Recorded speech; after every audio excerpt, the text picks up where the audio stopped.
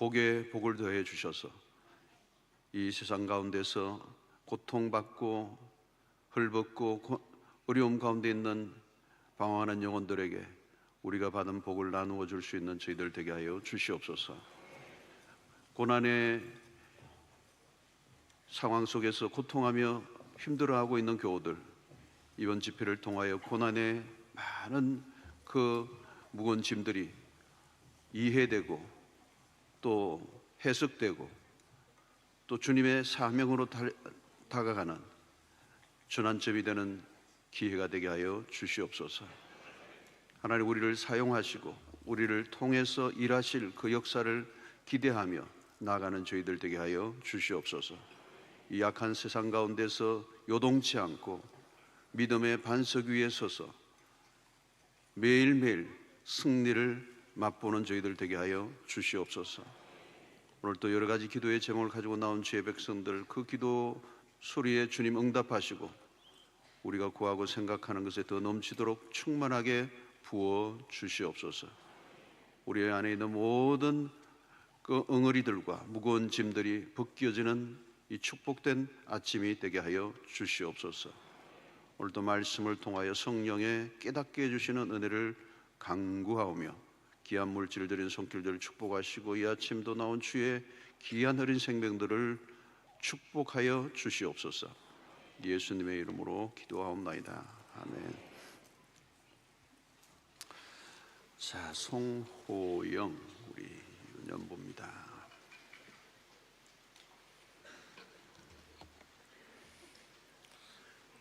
오늘 은혜로 받으실 하나님 말씀은 창세기 49장 22절에서 26절 말씀입니다.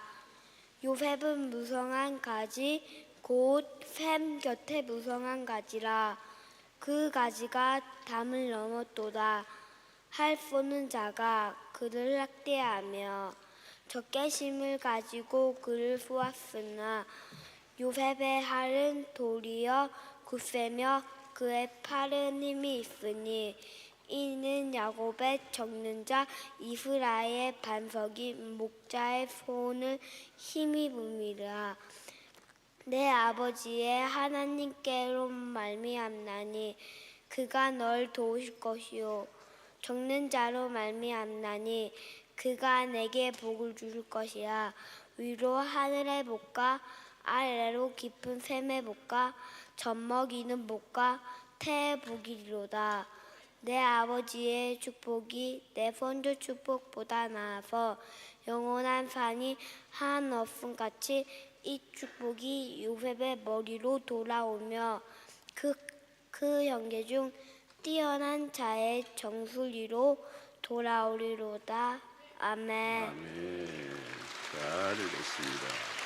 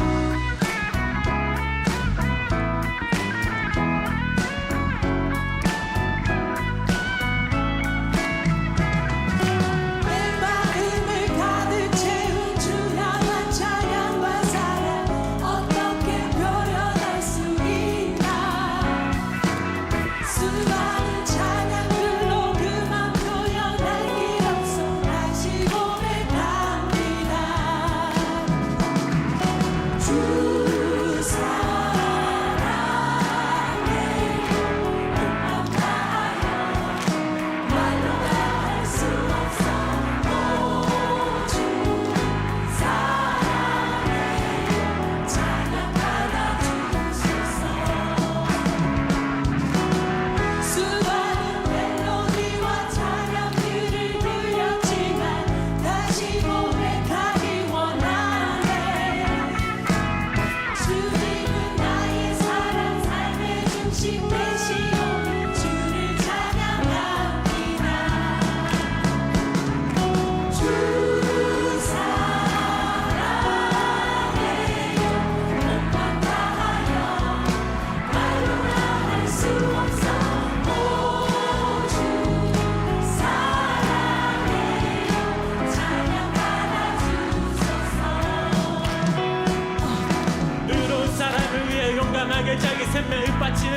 너는 비싸다 하나 우리가 아직 유학간 죄인 이때의 십자가에 못 벗겨 죽으신 하나님 아들 오늘도 나를 향한 놀라운 사랑 말로 다 표현할 수 없잖아 사랑 내게 아낌없이 살려주신 예수님 내 심장의 주를 향해 뛰려 하는 말 주님 사랑하시고 받은 생을 주신 감사해요 주님 사랑하시고 받은 생을 주신 감사해요 주님 사랑하시고 받은 찬양 주신 감사해요 주님 사랑하시고 받은 찬양 주신 감사해요 주 사랑해요 온맘 다하여 말로 할 수 없어 오주 사랑해요 찬양 받아주소서 주님을 사랑하는 자들은 기도할지어다. 주님께 기도하는 자들은 기도할지어다. 주님께 기도하며 부응할지어다. 주님을 사랑하는 자들 마음을 받으시고 모든 찬양 받으신 살아계신 하나님께 감사와 영광을 모두 올려드립니다.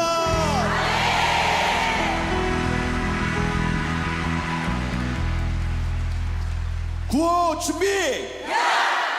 고난 중에 불공기도 기쁠 때도 불공기도 세계 열방 불공기도 기도만이 살리리라 기도국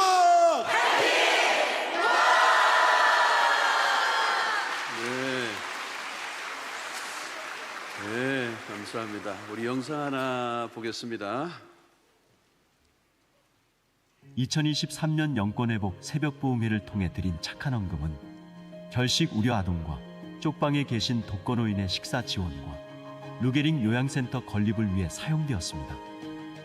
성도님들의 깊은 관심과 참여에 감사드립니다.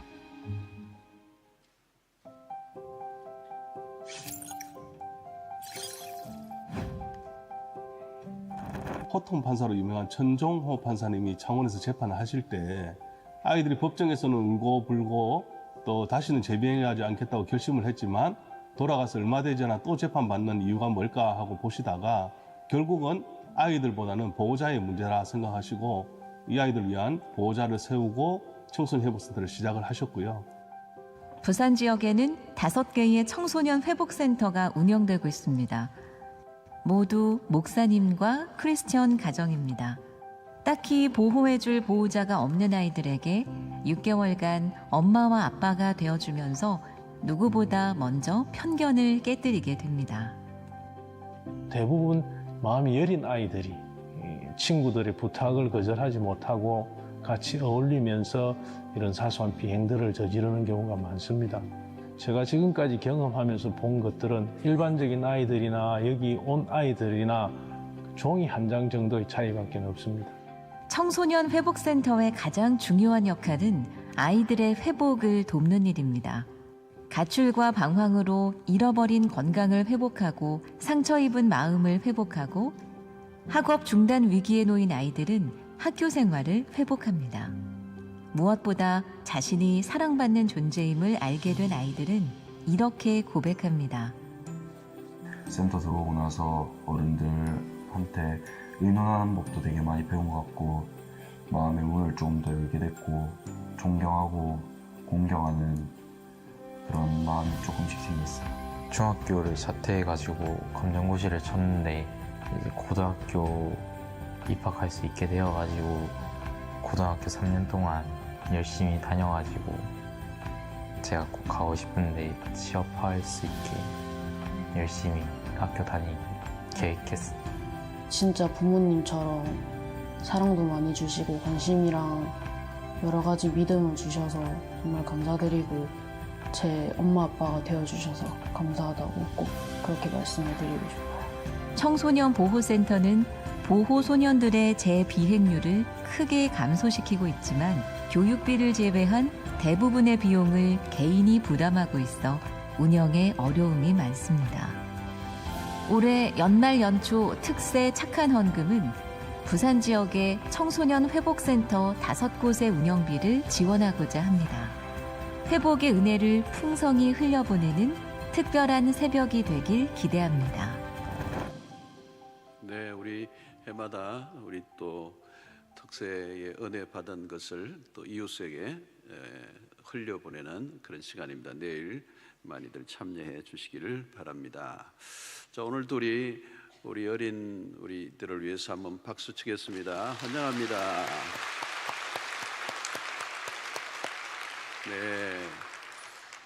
네, 대표로 뽑혀왔어요. 이게 다 한 아침에 한 몇백 명 있다고 그래요. 자, 우리 앞뒤 자 우리 인사 나누겠습니다. 오늘도 주 안에서 승리하십시오. 내일까지 승리합시다. 2024년 승리합시다. 고난을 이깁시다. 자, 이제 내일이면 마지막이네요. 네.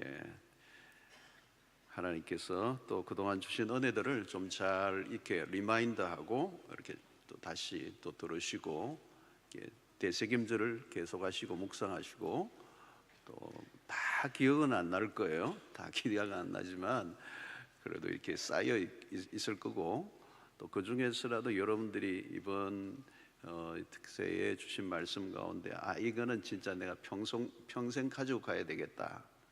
그런 거 하나를 딱 하나만 붙잡고 가도 수지 맞습니다. 하나만 딱 붙잡아도 굉장한 힘이 되죠. 이제 그걸 붙잡고 있으면 이제 어느 날 이제 상황이 올 때 그 말씀으로 돌파를 하는 역사가 일어나게 될 줄로 믿습니다.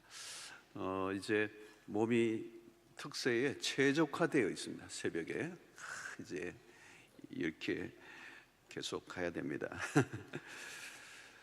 자, 인간은 고난 없는 삶을 꿈꾸죠. 그러나 삶은 고난의 여정입니다.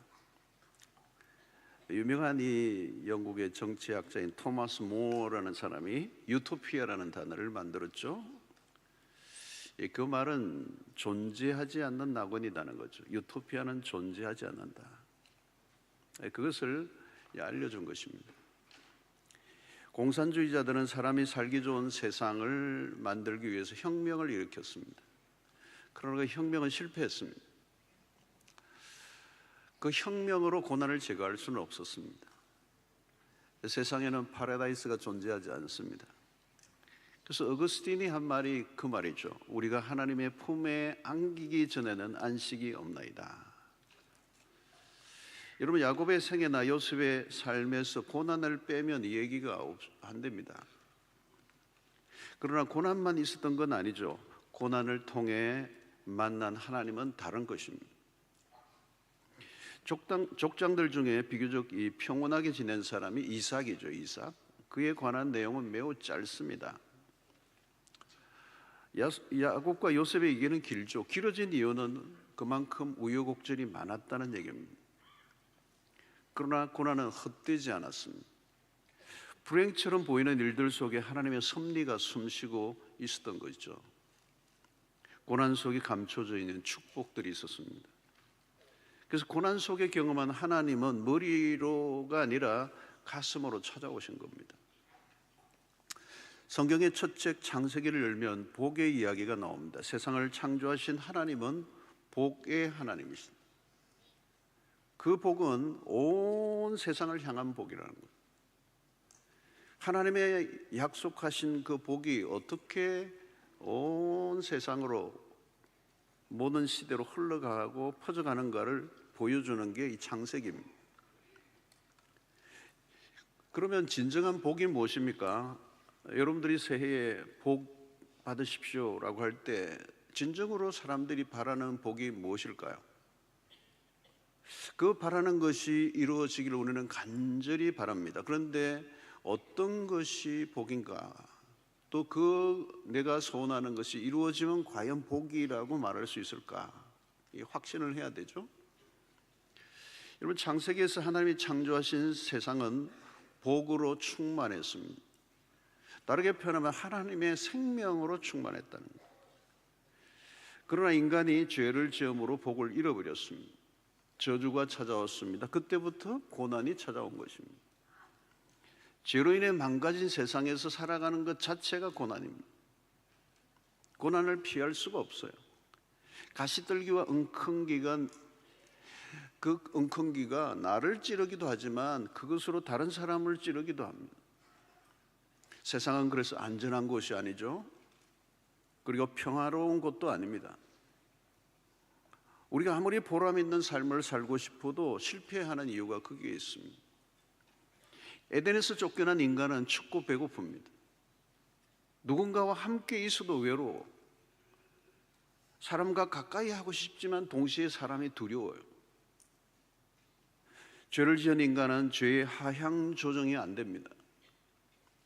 죄를 짓는 방법은 날로 발전되죠. 사람을 죽이던 도구가 돌에서 칼로, 칼에서 총으로, 이제는 로켓으로 그냥, 그죠?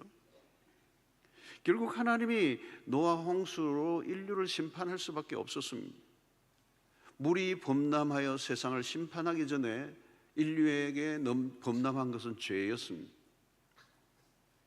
그럼에도 다시 죄는 또 자라고 자라서 결국은 바벨탑을 쌓는 사건, 하늘까지 닿자, 우리의 이름을 내자, 흩어짐을 면하자, 바로 이게 인간 독립 만세 운동이에요. 오늘도 비슷합니다, 여러분. 우리의 이름을 내자. 하나님을 제외한 이 세상. 요즘 자존감이 열풍이죠. 자존감. 자아라는 말이 유행을 합니다. 나 자신에 대한 관심이 정폭되고 있습니다. 나의 행복에만 지나친 관심을 가지고 있는 거예요. 자기 행복에만 관심을 가지고 있으면 불행해질 수밖에 없습니다. 왜 힘들어하죠? 내가 원하는 게 이루어지지 않으니까. 내가 가지고 싶은 것을 가지지 못하니까. 자아 충족을 위해 아무리 노력해도 만족이 안 되는 것입니다. 여러분, 세상의 광고판들을 보세요. 당신을 행복하게 해주겠다고 속삭이는 거예요. 자기 만족을 위해 타인을 희생물로 삼습니다. 자기에게만 집중하는 만큼 불행해지는 거예요. 다른 사람에게 자신이 원하는 만큼 인정받지 못한 그걸 고난이라고 생각합니다. 여러분, 바벨탑은 자아 숭배를 위한 인간의 반역입니다.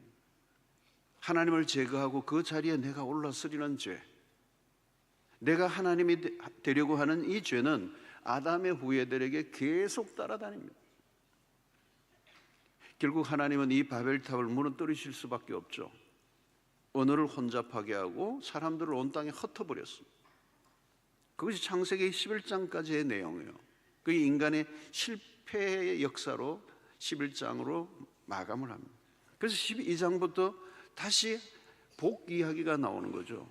하나님이 인간이 쌓은 바벨탑은 흔적도 없이 무너뜨리시고 그 폐해의 잔해에서 한 사람을 불러내시는 거예요.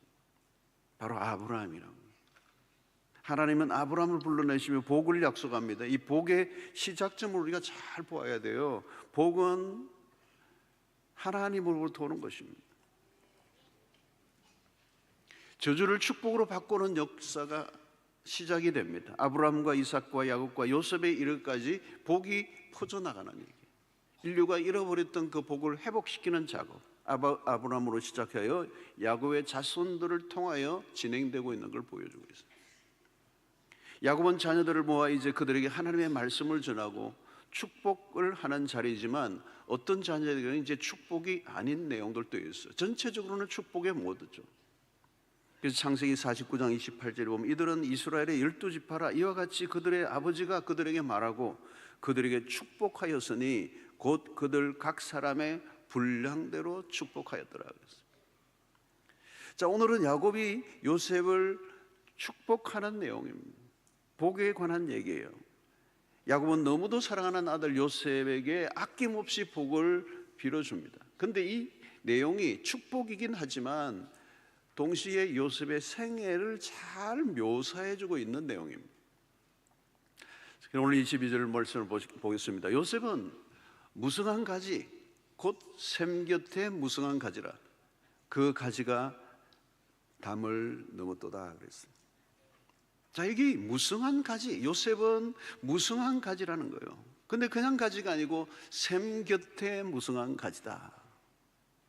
자, 이 말의 의미 안에는 아들이라는 의미도 있고 양자라는 말도 있고 자손이라는 말도 있고 열매를 맺는다는 말들도 있고 일어나다는 말이 많은 뜻이 이 안에 있어요. 무성한 가지라는 말에 여기는 성장한다는 그런 의미도 있고, 여기는 뭐예요 여러분? 무성한 가지라는 말은 그 가지에 물이 꽉 차서 그 생명의 기운이 가지에 넘쳐 흐르므로 열매가 풍성하게 맺혀 있는 장면을 말하는 거예요.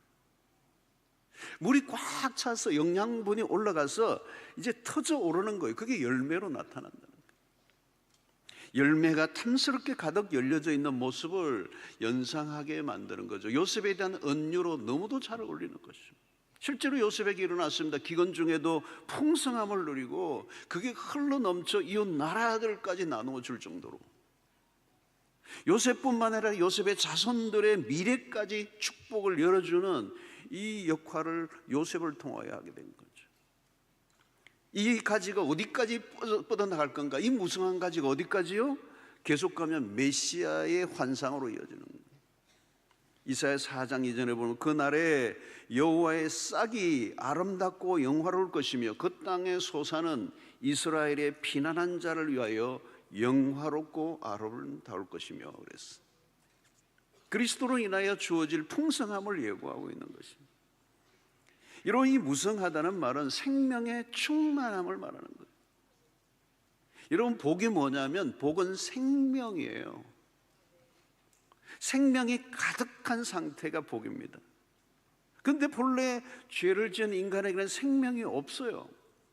여러분, 이 생명은 누가 주시는 겁니까? 하나님의 인간을 흙으로 빚으시고 생명을 불어넣으셨다고 그랬어요. 이 주어진 생명은 결국은 하나님과의 관계 안에서 얻는 것입니다. 죄로 인하여 하나님과의 관계가 끊겨버리니까 생명이 소멸된 거예요. 산 게 사는 게 아니에요, 여러분. 그러니까 무성함은 저주의 상태와 뚜렷이 구별되는 모습입니다. 여러분, 저주 아래 있는 삶은 무성할 수가 없습니다. 생명이 없어요. 무성한 가지가 아니라 앙상하게 메말라 버린 가지.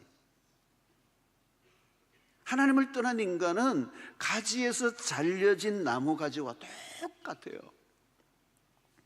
가지에서 잘려버렸어요. 이미 나무에서 잘려버린 가지. 그럼 말라가고 있는 거잖아요. 생명의 결핍 상태. 매일매일 달라요. 그게 나중에는 장작이 되잖아요.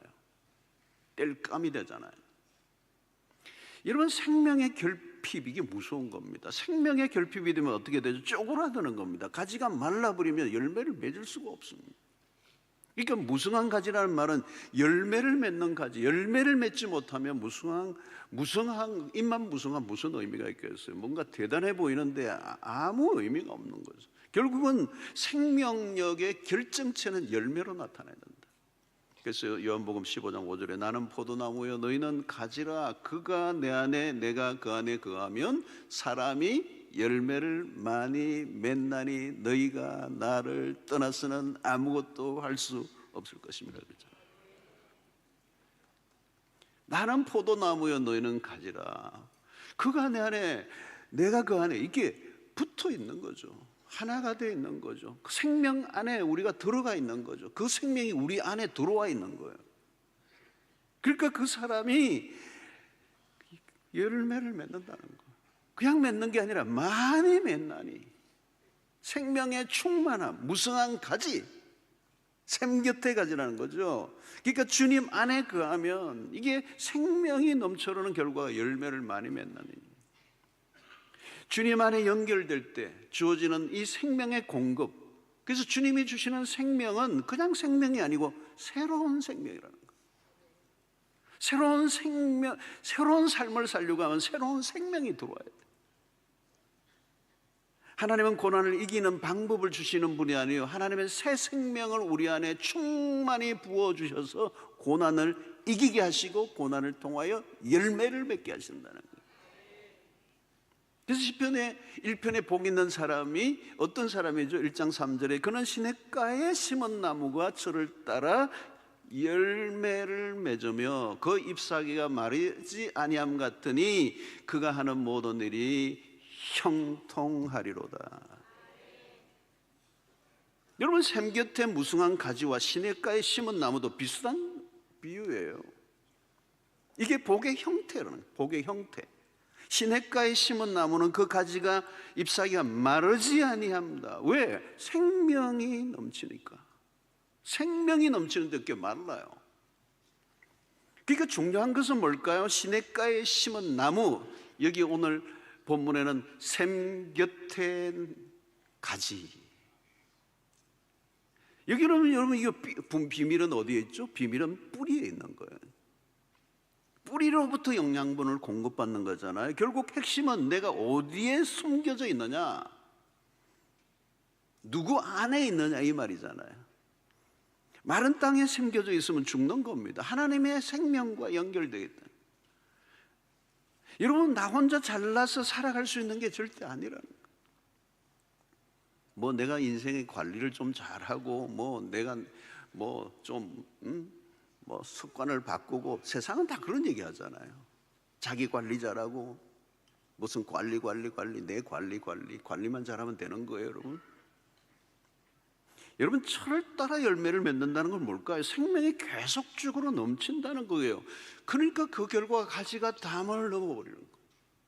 그래서 이 팔레스타인에 그 포도원이나 그런데 가지가 막 넘쳐 흘러서 그냥 담을 넘어버리는 거죠. 여러분, 요셉이 받은 복은 너무도 풍성했습니다. 넘치고 넘쳤습니다. 진짜 복을 받으면 어떻게 될까요? 자기가 받은 복 안에 갇혀 있잖아요. 자기만 느끼는 게 아니고요, 그냥 흘러 넘치고 다른 사람들까지. 하나님으로부터 받은 복의 특징은 감출 수가 없습니다. 드러나게 되어 있습니다. 담장을 넘는다는 것은 이웃에게까지 가고, 이웃에 넘쳐서 옆에 나라까지 가고, 열방으로 나아가고, 소문이 나고, 내가 말하지 않아도. 이런 복의 특징이 그거예요. 넘치는 거예요. 넘치는 거. 창세기 39장 3절에 그의 주인이 여호와께서 그와 함께 하심을 보며 여호와께서 그의 범사에 형통하게 하심을 보았더라는 거예요. 주변의 사람들이 그걸 봐요. 느껴요. 아니, 혜택을 누려요. 같이. 하나님의 존재가, 그 하나님의 존재 자체가 풍성하신 분이에요. 그래서 우리가 구하고 생각하는 것에 더 넘치도록 부어주시는 분.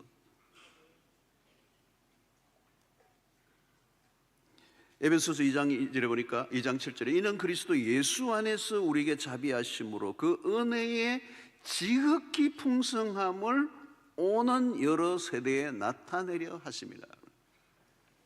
그리스도를 통하여 드러난 게 뭘까요? 그 은혜의 지극히 풍성함이라는 거예요. 빌립보서 4장 19절을 보세요. 나의 하나님이 그리스도 예수 안에서 영광 가운데 그 풍성한 대로 너희 모든 쓸 것을 채우시리라. 이거 바울은 자기 개인의 고백이에요. 그리스도 안에서의 풍성함. 여러분, 그리스도 안에서의 주어진 복의 개념이 풍성합니다. 에덴 동산이 본래 풍성했거든요. 그런데 죄로 인하여 그 풍성함을 잃어버렸어요.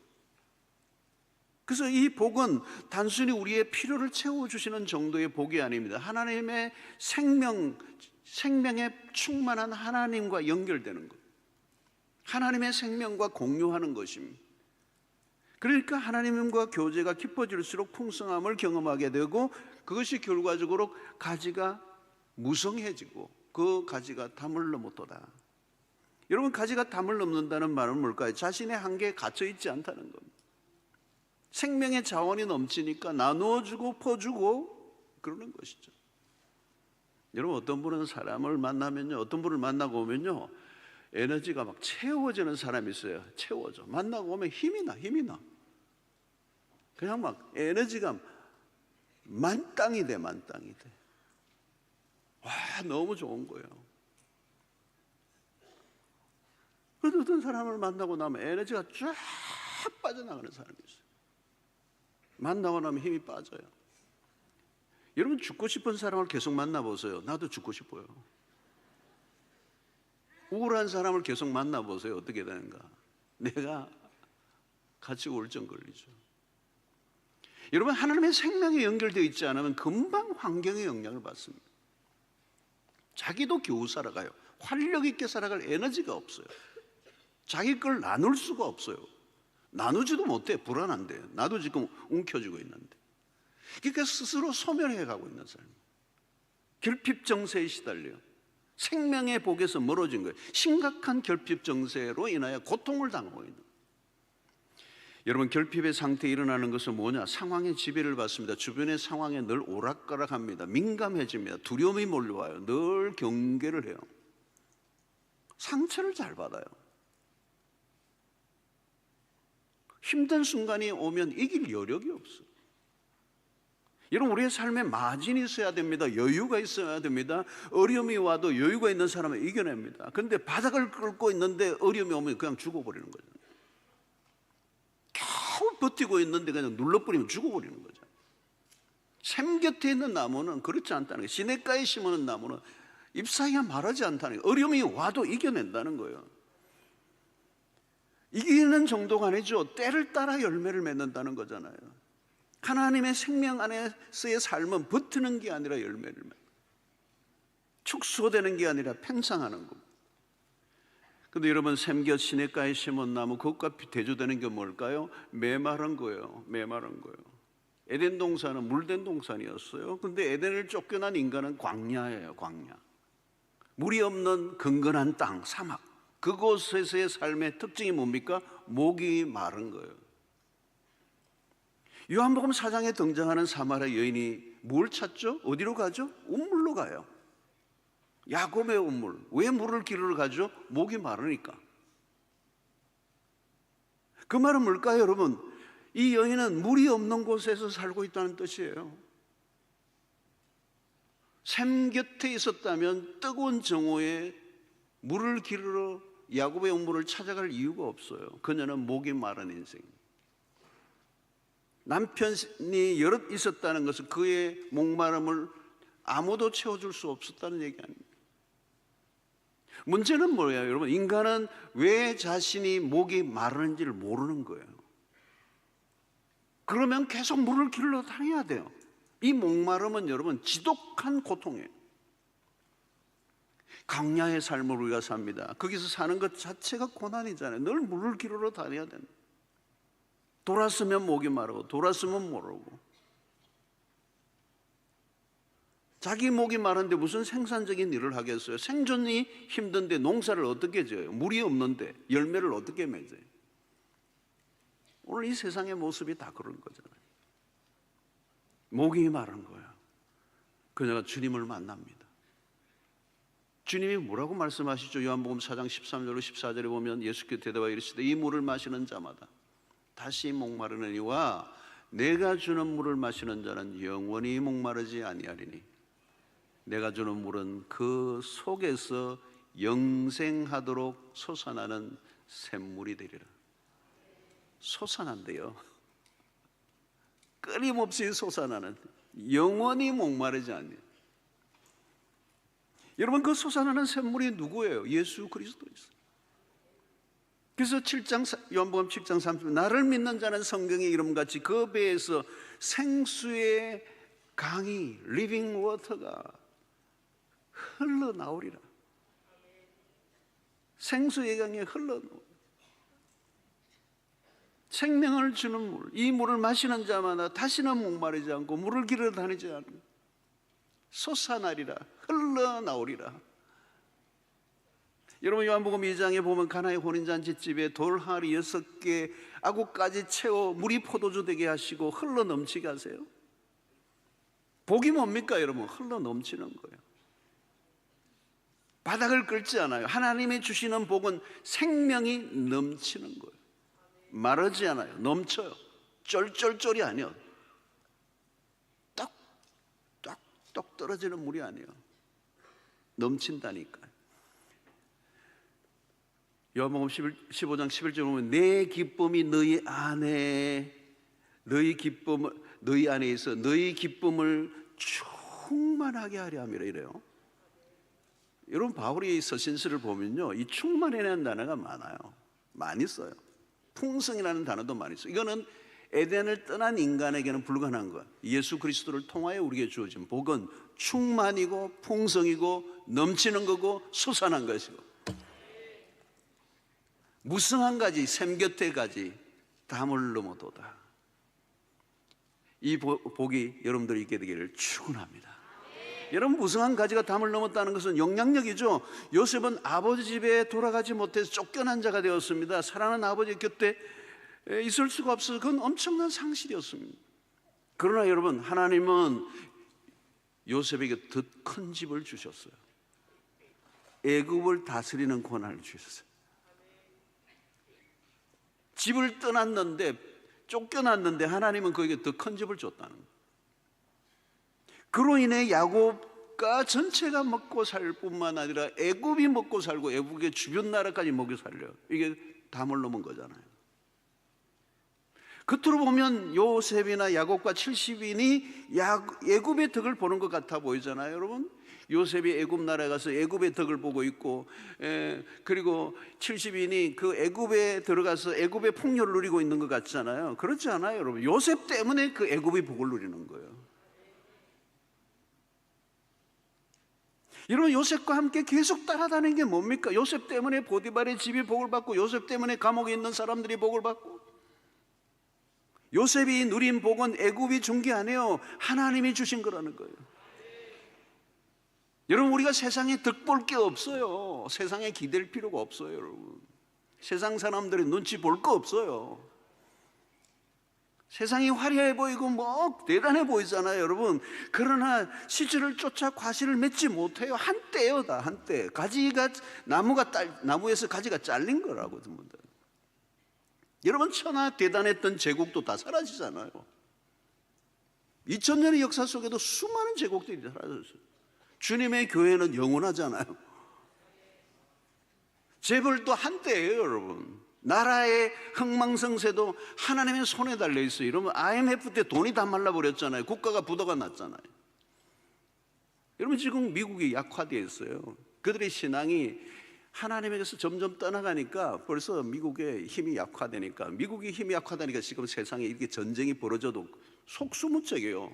옛날에는 미국이 힘이 있을 때는 이게 됐거든요. 이게 안 되는 거예요, 지금.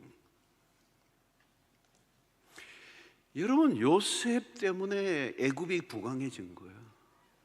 주변의 나라를 살린 거예요. 요셉의 가지가 담을 넘었도다. 그 넘치는 생명력을 아무도 막을 수가 없어. 왜? 그 생명이 하나님에게 접붙여져 있으니까. 여러분, 아무 가지나 담을 넘는 게 아니에요. 샘 곁에 있는 가지여야 된다는 거죠. 하나님에게 붙어 있어야 된다는 거죠. 하나님이 붙들어 주는 인생이 되어야 된다는 거죠. 여러분, 노예로, 희한하잖아요, 요셉. 노예로 팔려가도, 옥에 갇혀도 그에게 복은 떠나지 않는 거예요. 위로부터 오는 복은 가둘 수가 없어. 감옥에는 가두지만 감옥 안에 있는 요셉은 복덩어리야. 샘 곁에 있는 가지니까 너무 충만하니까 아무리 햇빛이 내리쬐도 안 말라.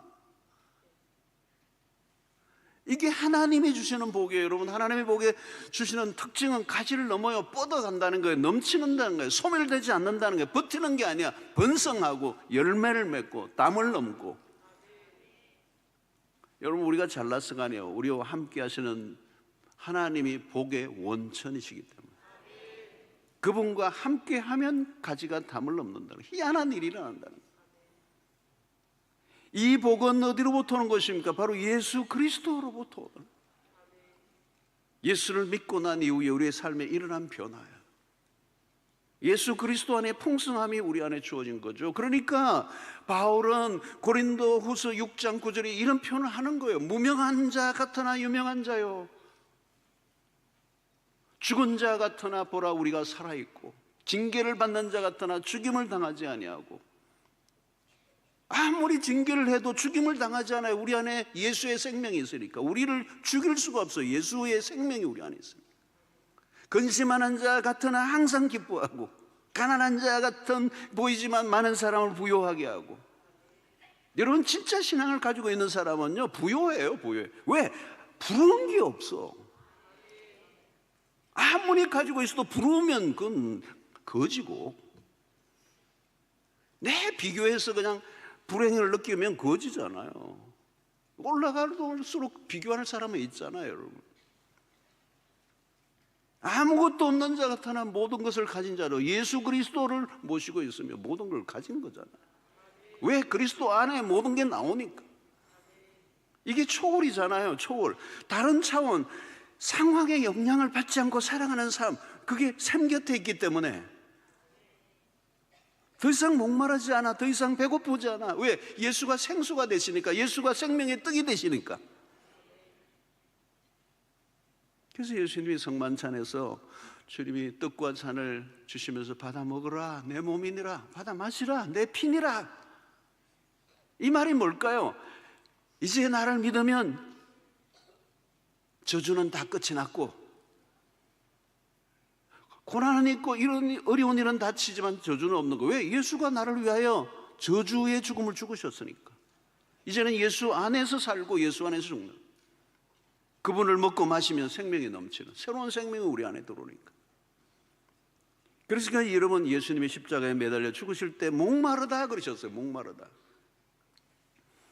그 목마름이 뭐예요? 저로 인해 고통하는 저주를 당하신 거예요. 우리를 위하여.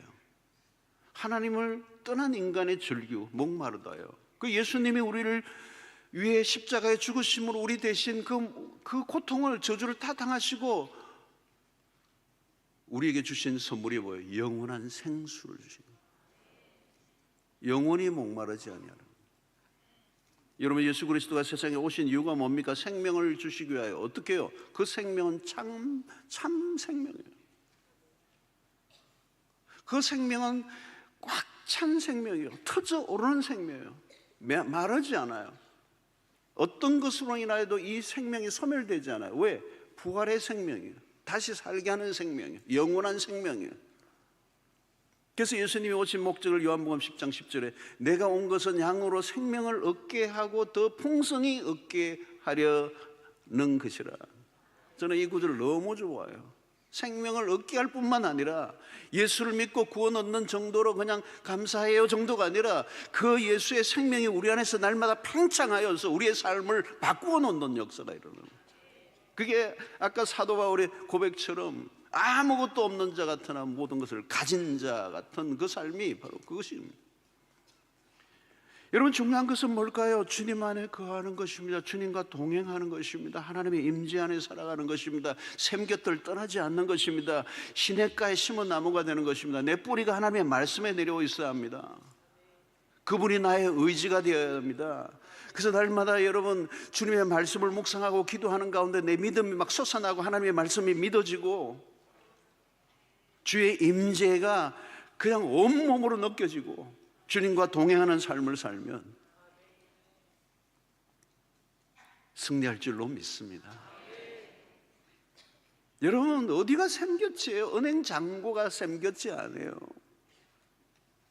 뭐 ATM 넣으니까 돈 나오고 하니까 그게 뭐 마르지 않는 셈이네. 아니에요, 여러분. 내가 투자한 게 샘곁이 될 수가 없어요. 유력한 사람이 샘곁이 될 수 없어요. 그리스도 안에 거하는 삶만.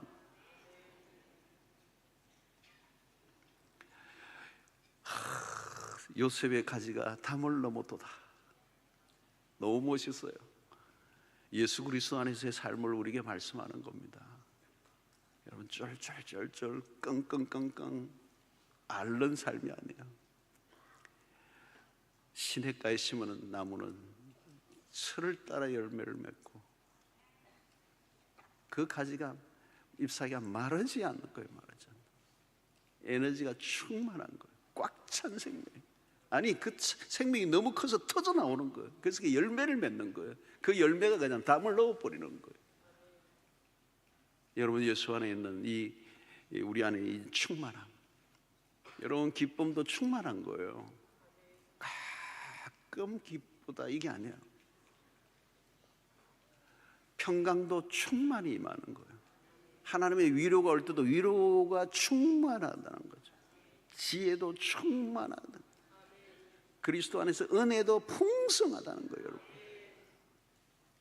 이걸 체험할 때 고난에 짓눌린 게 아니라 그 고난을 뛰어넘어 열매 맺는 삶이 될 줄로 믿습니다. 자, 요셉은 불같은 시련을 통과했습니다. 49장 24절에 보니까 활 쏘는 자가 그를 학대하며 적개심을 가지고 그를 쏘았으나, 여러분, 궁수들이 그를 확대하며 쏘았다는 거예요. 요셉은 화살을 많이 맞았습니다. 형들이 그를 미워했어요. 그들은 적개심을 가지고 활 쏘는 자가 되어 요셉을 겨누었습니다. 비난의 화살을 쏘았습니다. 요셉을 미워하는 정도가 아니고 죽이려고 그런 거죠. 화살을 쏜 이유는 먼 나라로 팔아버리고 감옥에 집어넣어버리고, 보디발의 아내는 자신을 궁지에 몰아넣기 위해서 함정을 파놓고 자신을 구덩이에 집어넣으려고 하는 사람들이 많았어요. 요셉 집단 폭행을 당했어요. 활 쏘는 자들이 정면으로 겨누고 쏘아댔습니다. 여러분, 지금도 우리는 어디를 가나 화살이 난무합니다. 사람들 모함하고 비난하고 비수들, 거죠. 요즘 악플들. 어떻게 하면 약점을 찾아내어서 그냥 공격하려고 눈에 불을 켜고 있는 사람들. 여러분, 고대 사회는 화살이었지만 요즘은 총 아니겠어요? 총을 겨누고 있는 거예요. 다 암살자. 보이지 않는 곳에 늘 총을 거두고. 여러분, 우리를 힘들게 하는 사람들은 어디에 있습니까? 적개심을 가진 사람들 속에서 살아간다는 거 얼마나 힘들겠어요. 환경의 어려움도 힘들지만 사람들로부터 오는 어려움은 감당하기 힘들고, 비난을 하고 악플을 달고 욕을 하면요 힘든 거예요. 힘들어. 그리고 연예인이 그렇게 많은 팬이 있는데도 비난하는 악플 한 4사람만 집중적으로 공격하면 죽어버리는 거예요. 못 살아요. 직장에도 나를 힘들게 하는 사람 한 사람만 있어도 직장에 출근하기 어려워요. 그 한 사람 때문에 은근히 그냥 힘들게 하는 거예요. 은근히 요게 힘들어. 어디에나 정적이 있어요. 어디에나 그냥 뭐 도와주는 척 하면서 싹 핥히고 지나가고, 상처를 싸매어주는 게 아니라 막 소금을 뿌리고 다니는 사람들이, 상처에 막 소금을 뿌리는 사람. 여러분, 고난이 오면 누구나 힘듭니다. 아무리 인내심이 많아도 내 힘으로 견뎌내기 힘들어요. 홀로 고난을 이겨내려고 하다가 나가 떨어져 버려요.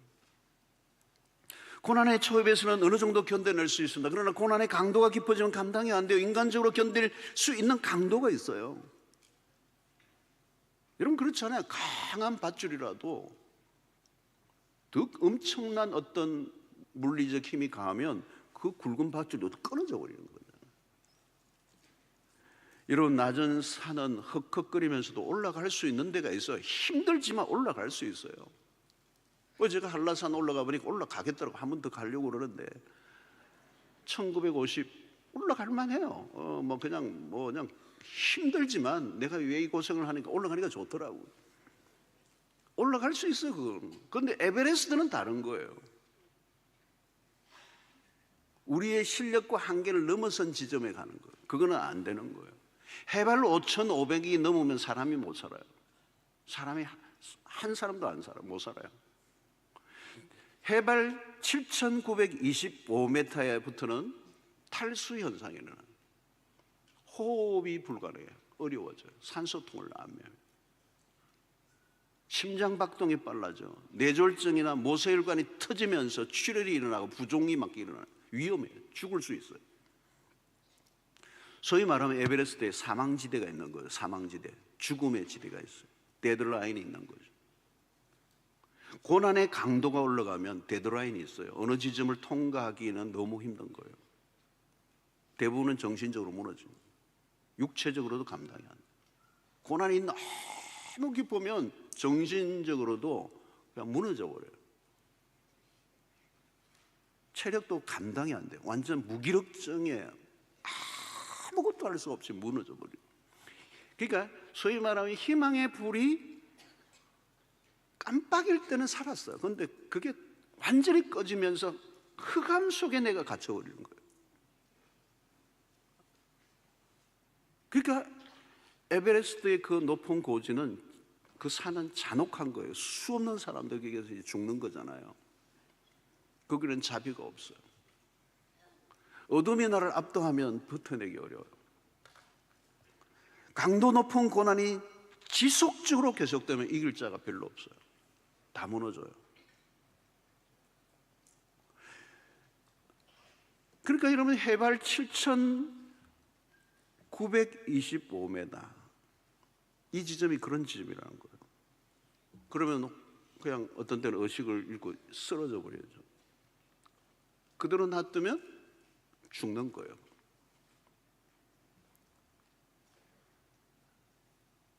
강도 높은 고난이 지속될 때, 어느 한계 지점에 도달하면 사람들이 죽고 싶은 거예요.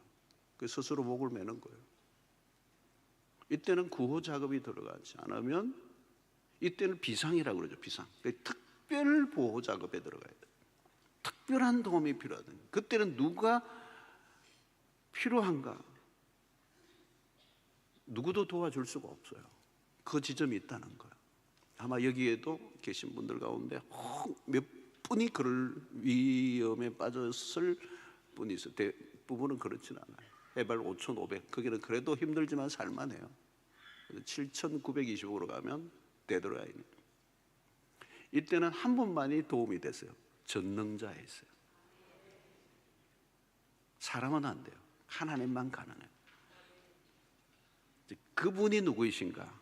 오늘 24절에 요셉의 활은 도리어 굳세며 그의 팔은 힘이 있으니 이는 야곱의 전능자 이스라엘의 반석인 목자의 손을 힘입음이라. 여기 보니까 전능자시라, 이스라엘의 반석이다, 그리고 목자다. 굉장한 단어들을 다 가져가는데 지금 새벽에 다 풀 수가 없어. 그냥 가져온 이름이 아니에요. 그냥 성경이 그냥 막 풀어, 그냥 막 아무 말이나 아무 말 잔치를 한 게 아니에요. 전능자, 야곱의 전능자.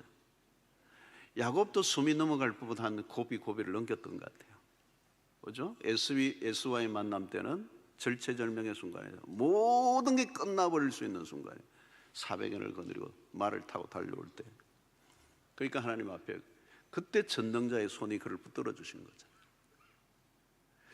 그러니까 야곱의 전능자, 이스라엘의 반석, 목자의 손을 힘입음이라. 하나님이 아니면 답이 없는 상황에 놓일 때, 그의 숨이 끊어질 것 같은 상황, 그때는 누구의 돌봄도 도움이 안 돼요. 절망이 너무 깊어 나의 숨을 끊어버릴 것 같아. 요셉을 넘어뜨리려 하는 자들이 곳곳에 있었어요. 형들이 요셉보다 더 강해 보였어. 구덩이에 빠질 때는 아무것도 보이지 않은 흑암 속에 있었어요. 보디발의 아내가 요셉보다 더 강한 자로 서 있었어요. 절대 약자예요. 그런데 오늘 여기 본문에 도리어 굳세며 그의 팔이 더 힘이 있었다. 꺾으려고 하는데 안 꺾어지는 거. 왜요? 전능자의 손이 그를 붙들어 주시기 때문에. 요셉은 다시 일어나 자기를 꺾으려고 하던 자들이 그 앞에 절을 하게 하시는, 그를 야곱의 전능자, 그 험난한 야곱의 전생애 속에 그를 살려내신 하나님이 이스라엘의 목자요, 그가 요셉의 생애를 붙들어 주실 것이고, 그리고 그 요셉의 후손인 오늘 오고 오는 모든 믿음의 세대들에게도 그 전능자의 손이 우리를 돌봐 주실 목자이심을 믿습니다. 요셉의 시리는 강렬했습니다. 삶은 비극적이었습니다. 불행스러운 일이 연속적으로 일어났습니다. 그 속에 그는 하나님을 만났습니다. 모든 것이 다 막힌 외길에서 하나님을 만나요. 좀 더 정확하게 말하면 고통의 막다른 길에 갔는데 이미 주님은 거기에서 서 계시는 거예요.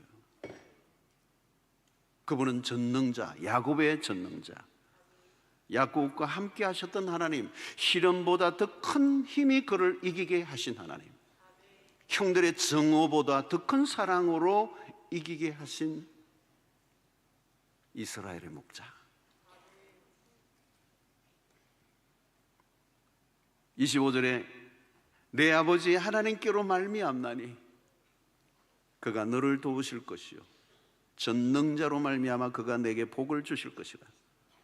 위로 하늘의 복과 아래로 깊은 샘의 복과 젖먹이는 복과 태의 복이리로다. 하나님을 여기서도 전능자로 소개해요. 요셉을 도우시는 분은 전능자, 그분은 엘 샤다이.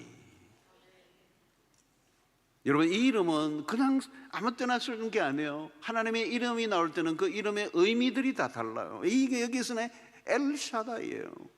번영과 축복을 이야기할 때 이 이름을 사용합니다. 누가 돌보고 보살피신다는 거예요? 전능자 엘 샤다이. 그 말은 온갖 어려움 속에서도 하나님은 반드시 복을 내려주시고 번성케 하실 것이다 하는 거예요. 여러분, 인생에 가는 길은 쉽지 않습니다. 쉽게 이루어지는 것도 없습니다. 살아가는 날들 동안에 별별 일들을 담았습니다. 우리가 여기 앉아있지만 말 못할 일들이 얼마나 많이 있습니까? 누가 우리가 겪은 고난에 대한 이야기를 하라고 하면 밤을 지새울 만한 일들을 여기 다 갖고 있을 거예요. 아마 여기 숫자에 여기에 있는 성도들 고난을 다 모아서 그죠? 얘기를 한다면 소설을 몇만 권을 쓸 것 같아요. 밤새 한번 얘기해 보면 인생의 어려웠던 순간을 한번 얘기해 보라면 한 10명만 해도 밤새울 거예요. 밤은 뭐 10명 뭐예요? 5명 하다가 다음 5명 내일 또 하자 이럴 거예요. 우리 다 눈물 보따리를 다 갖고 있잖아요. 눈물 보따리 다 갖고 있잖아요, 여러분. 딱 건드리면 눈물이 터지는 거 있잖아요. 저도 있어요. 건드리면 눈물이 툭 터져요. 지금 툭 하는데 난 지금 터질 거예요. 터지지 않아서 안에 있죠. 그 어떤 분 그러더라고요. 야, 사람은 눈에서 어떻게 그렇게 눈물이 많이 나온대. 끝도 없이 나온대. 끝도 없이 뭐 그냥 눈물이 그렇게 많을 줄 몰랐대. 근데 눈물이 계속 나오면 눈물만 나오면 콧물도 나오지.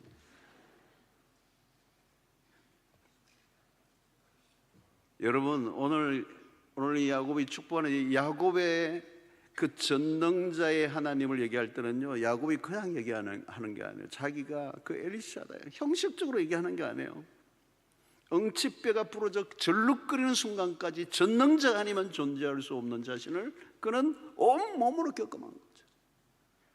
이거는 하나님을 그냥 이론으로 배운 게 아니에요, 여러분. 고난을 통과하면서 그 칠흑같이 어두운 한 조각의 희망이라도 붙들기 위해서 몸부림을 쳤던 그 순간이 길어질 때 끝인가 보다 하는 그 끝자락에서 만난 하나님이잖아요. 야곱의 이 야복강의 하나님은 죽을 고비를 한두 번 넘긴 게 아니에요.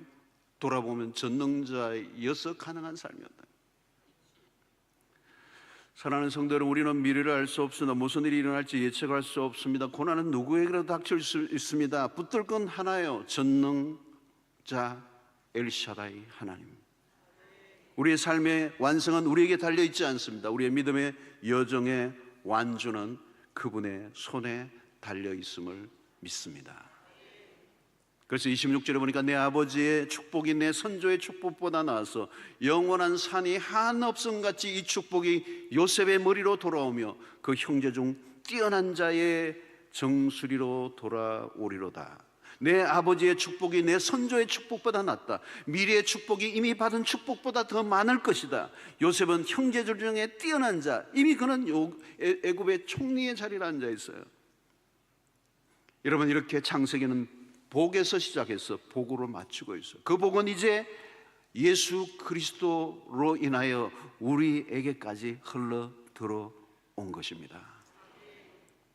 그래서 에베소서 1장 3절에 찬송하리로다. 그 찬송의 이유가 뭐죠? 하나님 곧 우리 주 예수 그리스도의 아버지께서 그리스도 안에서 하늘에 속한 모든 신령한 복을 우리에게 주셨습니다. 그리스도의 고난을 통하여 우리에게 주신 복이 너무 커요. 그저 주어진 복이 아니죠. 그리스도의 십자가를 통하여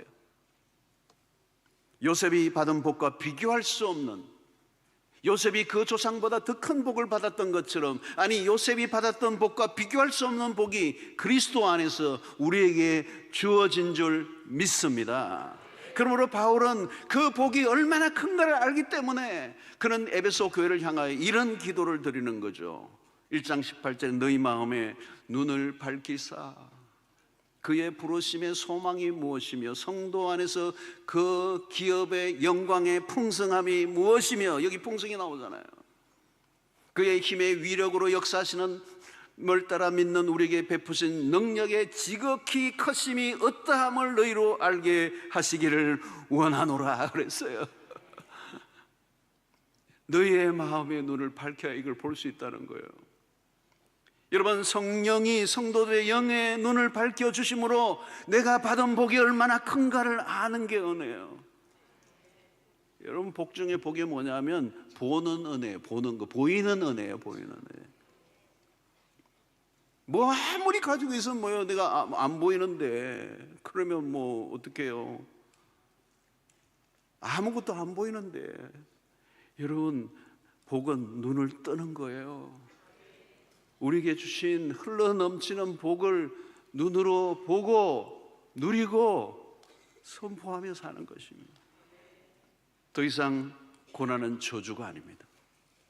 예수가 우리의 저주를 받으셨습니다. 고난은 우리로 진정 귀중한 것이 무엇인가를 알게 하십니다.